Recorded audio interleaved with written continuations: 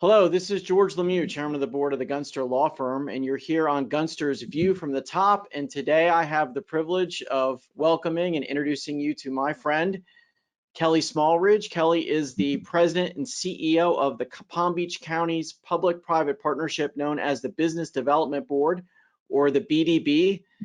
My notes here say that you've been working there for 32 years, which is not possible, so you must have started when you were 10. Or I maybe wish. 5. I don't know. So you've got that old movie about Dorian Gray. You've got a picture getting old somewhere. But Kelly does a fantastic job. She has been recognized here in Florida and throughout the country as one of the foremost economic development professionals. And we're privileged to have you on Gunster's View from the Top. Welcome. Thank you so much, Senator. It's a pleasure to be here. So Kelly, what an exciting time in Florida. Even though we've had this extremely challenging pandemic, it seems like Florida is booming. We've had a huge wealth migration into Florida over the past 20 or so years, but recent reports are that it's accelerated. I mean, I saw one statistic that said that $89 billion flowed into Florida between 2012 and 2018, and it seems in the last 2 years, with changes in tax laws as well as people trying to leave the Northeast and other states because of the way that they handled the pandemic, that Florida is really on fire. Can you give us a perspective as one of the foremost economic development professionals as what's happening here in the Sunshine State? Absolutely. And again, thank you for the opportunity. So COVID has really created this unbelievable increased heightened activity, specifically for Palm Beach County and South Florida as a whole. And as you noted earlier, many executives are saying to their employees, we no longer want to go up 60 flights in an elevator to our penthouse. Our children are not in school. Our restaurant and retail operations are not open for business.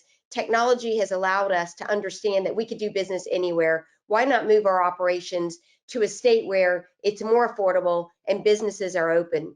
I think this really underscores the value of good business and government policies, because certainty is what these executives look for. They want to know that their businesses will be open, their children can be in school, and they can enjoy a great quality of life. And oh, by the way, there's no state tax on personal income. So in the 32 years that I've been doing this, I've never seen more inquiries coming specifically from Manhattan, Boston, and Greenwich.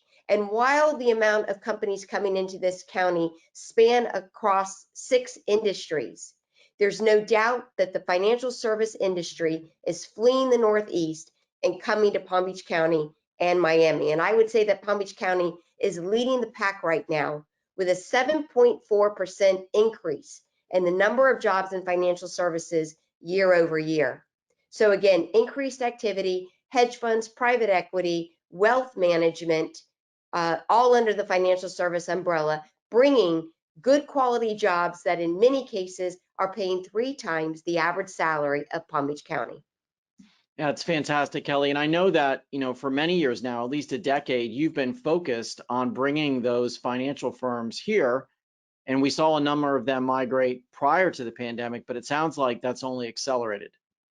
And I'm so glad you brought that up, because this is not a new initiative. If you recall, we created Behind the Gates 10 years ago, which was an economic development strategy whereby we scanned 42 miles of ocean in Palm Beach County, and we honed in on the trends of CEOs from the Northeast buying second homes in wealth markets of Jupiter, Palm Beach, Manalapan, Delray, Boca Raton, and Wellington.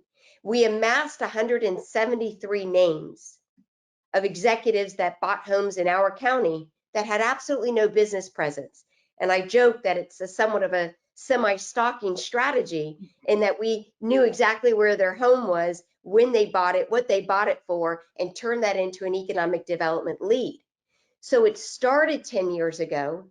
COVID has accelerated it. And the difference is that before, they were coming in, taking an average of 2,000 square feet, and maybe it was like a back office with 5 or 10 jobs. Today, right. And George, just 5 minutes ago, how fortuitous that you and I are talking right now. Goldman Sachs just finally came forward and is bringing a couple hundred jobs to West Palm Beach. Back to the Fantastic. difference now. The Well, we're difference making now, news today. That's great. exactly. The difference now is instead of 2,000 square feet, companies are looking at 10, 20, 50,000 square feet. Much larger, bigger names. And so executives in the Northeast are saying, if that company can do it, it sort of validates it's okay for my company to do it. And so it's been this ripple effect. Well, that's fantastic. And, I applaud the efforts that you and your board have done over the years. Gunster has been proud to be a supporter of yours and the BDB in all this great work that you're doing. Along the way, and I've heard this in my time in public service and after, there's some business people will say, well, you can't get the talent in Florida that you can get other places, or you can't have this, or you can't have that. It sounds like we've overcome those obstacles, but what, if anything, are you hearing from these executives as pushbacks that you have to present them evidence on so they feel comfortable moving here? So finding a skilled workforce, no matter where you locate in the United States, is going to be an issue. And that's always top of mind because the quality of your workforce drives your bottom line. One thing that we also did about 10 years ago is form an academic leaders council so that when those executives come into Palm Beach County, we are well armed and equipped to bring our public universities and private universities to the table to meet with these executives, to bring our superintendent of schools, to make sure that in between meeting with relocating executives, the downtime, we are aligning the programs and the academics taught within our educational institutions with the jobs that are being created here in Palm Beach County. And when a CEO comes into this county, rather than me pontificate and provide opinion on the ability to locate a skilled workforce, I now bring in President of Florida Atlantic University, Dr. John Kelly, Superintendent Dr. Donald Fenoy, President of Palm Beach State College, Ava Parker, Dr. Ross, Belinda Kaiser. They're all part of our team to actually give data and numbers on the students that are graduating that can fill their positions. Case in point, 2 days ago, we announced the biggest financial service firm that we've announced in 10 years. New Day USA is moving to downtown West Palm Beach. They will create 600 jobs at an average salary of about $70,000. As part of winning that deal, the executive clearly said, finding the skilled workforce is a concern. In walked Dr. Kelly from FAU to help me sell and convince that executive. And we obviously won that project for the benefit of Palm Beach County. But also let me back up to the private school and public school for executives who thought 10 years ago there was a hidden tax, and the hidden tax was to send your kid to private school. I've not heard that in at least 5 years. So from a K through 12 perspective, a university perspective, and state college, I think we're doing much better today. So, but still an issue that we have to keep our eye on that ball. Second concern and sort of an obstacle is not just the affordability of housing, but the availability of housing. Senator, I would guess that if you put your home up for sale tonight, your home would be sold probably tomorrow at this time. So executives are saying, not only are we concerned about the affordability for our mid-level managers, especially if we're in manufacturing, logistics, distribution, but we're afraid you don't even have enough homes in this category. So those are just some of the concerns that are expressed by executives. Sometimes that's why we are ruled out. So we as business leaders have to be mindful of the pains of growing at the level that we are growing. Sure. And those, I know your county and the state, is supportive of the Affordable Housing Trust that the state legislature under Governor DeSantis's leadership last year funded more than they have in the past. And that's really important so that that workforce can find a place to work.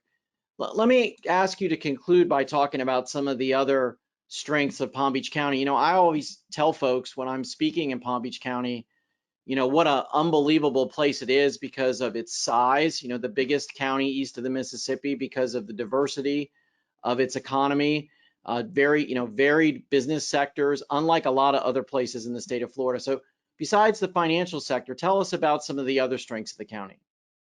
So remember, we have access in this region, 6.5 million population, 53% bilingual.